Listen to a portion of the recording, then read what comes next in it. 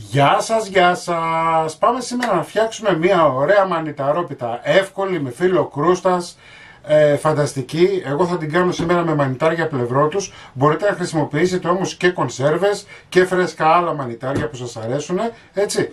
Μην ξεχνάτε να κάνετε κοινοποίησεις στα βίντεο μας, να κάνετε γραφούλα στο κανάλι μας. Οτιδήποτε χρειάζεται μπορείτε να δείτε στην ομάδα μας μαγειρικές απολαύσεις στο Facebook. Και τώρα πάμε να σας δείξω τη συνταγή, την εκτέλεση και τα υλικά.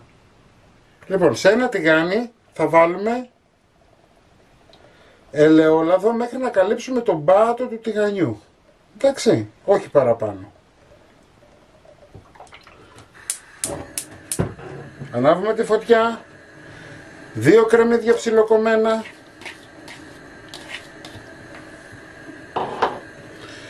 Σκόρδο 2-3 σκελίδες. Μπορείτε και παραπάνω, του πάει πάρα πολύ στο μανιτάρι. Ανακατεύουμε. Εδώ έχω τρίψει καρότο, έτσι, σε αυτό που τρίβουμε στον τρίφτη, σε αυτό που τρίβουμε το τυρί. Θα το βάλουμε και αυτό μέσα γιατί θέλουμε να βγάλει υγρά, αλλά και να τσιγαριστεί. 2 πιπεριές φλωρίνης.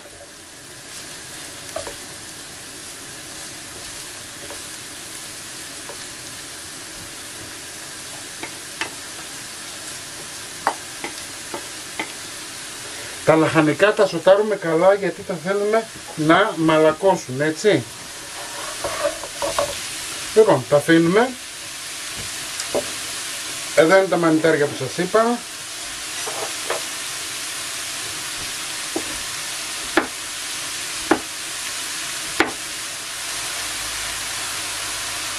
Μισό κιλό είναι η συσκευασία αυτή.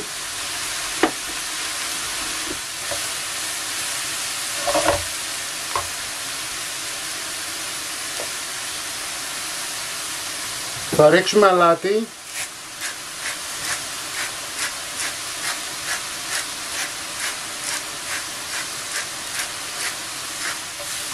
Θα τα αφήσετε τουλάχιστον 5 με 7 λεπτά να μαλακώσουν καλά τα λαχανικά μας, έτσι. Και όπως βλέπετε δεν έχω προσθέσει καθόλου νερό. Μισό ματσάκι μαϊντανό.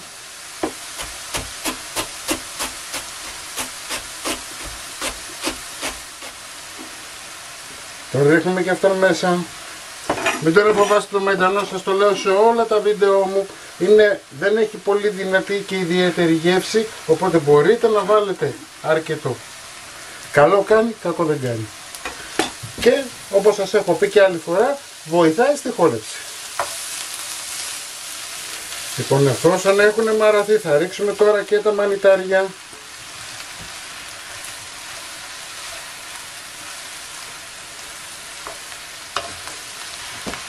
Πιπέρι, καπνιστή πάπρικα, του πάει πάρα πολύ και θα δώσει και ιδιαίτερη γεύση, έτσι. 1 κουταλιά της σούπας, μην την φοβάστε, είναι ουδέτερη, δεν καίει. Λοιπόν, μόλις ακούσετε αυτόν τον ήχο, σημαίνει ότι έχει φύγει η υγρασία και είμαστε έτοιμοι. Κλείνουμε τη φωτιά μας, μεταφέρουμε σε ένα ταψάκι γιατί θέλουμε να κρυώσει.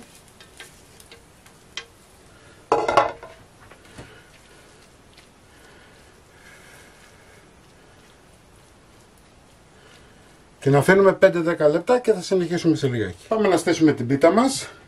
Εδώ έχω σπορέλαιο, ψεκάζουμε λίγο.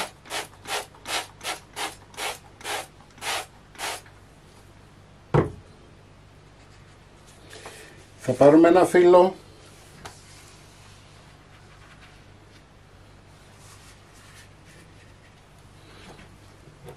Ψεκάζουμε.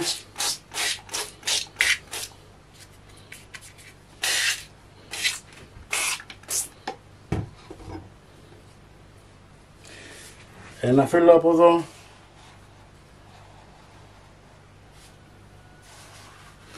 Με λίγα λόγια θα δημιουργήσουμε μία φωλιά Μην ξεχνάτε να μου λαδώνετε τα φιλαράκια, έτσι. Εγώ το φύλλο που έχω είναι φρέσκο, πουλάνε στα σούπερ μάρκετ όλα.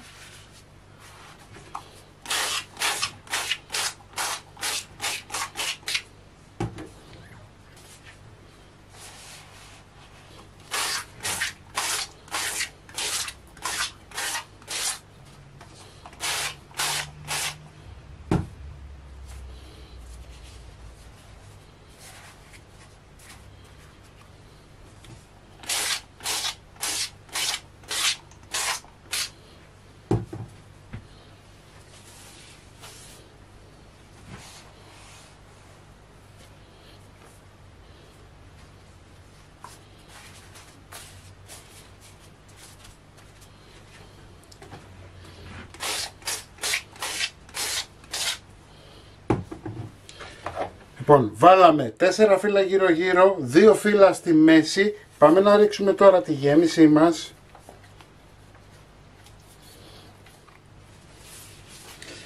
Συνεχίζουμε.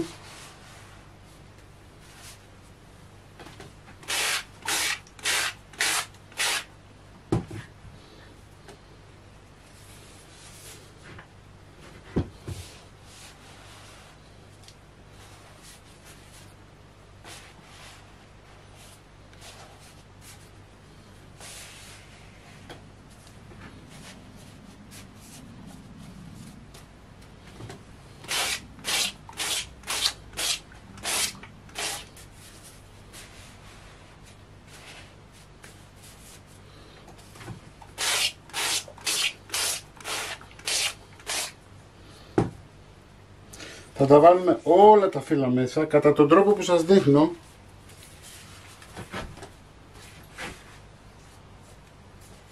Λοιπόν, και τώρα τι θα κάνουμε, εφόσον τα έχουμε λαδωμένα όλα τα φύλλα, θα πάρουμε και θα κλείσουμε. Έτσι, τα φύλλα μας έτσι και εδώ είναι λαδωμένα όλα.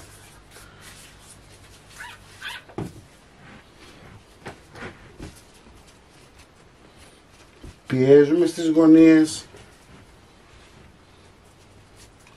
Έχουμε ανάψει το φούρνο μας 160 βαθμούς αντιστάσεις και πάμε τώρα να βάλουμε και τα 2 τελευταία φύλλα μας.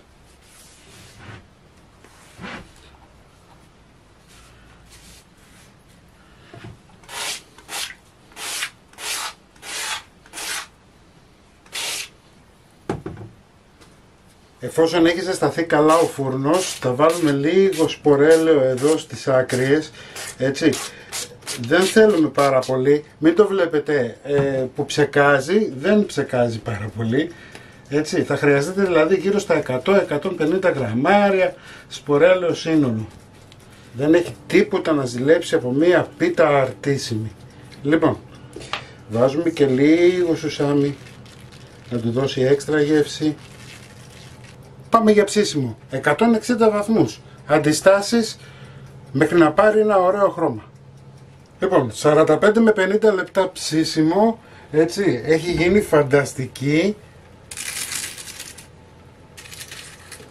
Θα την αφήσετε να κρυώσει όμως και μετά θα την κόψετε, εντάξει.